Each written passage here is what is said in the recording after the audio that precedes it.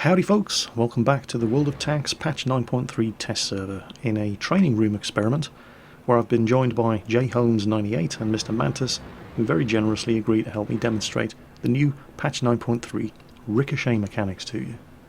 Very quick video, we're just showing you this one thing. Don't worry, there is going to be a proper video later today. In patch 9.3 what can now happen is that when you fire at a tank and that shot bounces, the shot can now travel, penetrate and damage other nearby tanks.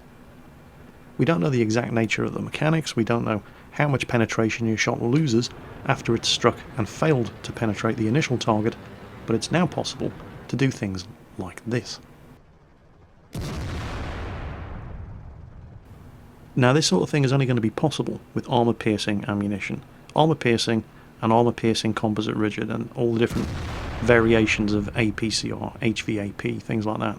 High explosive anti-tank, HESH, will not bounce. It all explodes on impact.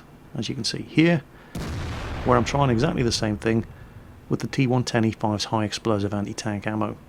This stuff just detonates on impact. It will not bounce and strike a nearby target. Switch back to APCR. Meanwhile, Mr. Mantis there in the Aufklärungspanzer is also demonstrating the ricochets from the side of the turret of the mouse. And then my final shot puts an end to his shenanigans. Let's check that out in slow motion from a different angle. It has always been possible in World of Tanks for a shot that bounces to still do damage, but only to the tank that took the initial hit. We're talking here about things like the infamous shot trap on the front of tanks like the IS, where it's possible to strike the hull armour and have the shot ricochet up and go into the underside of the turret and still damage the tank.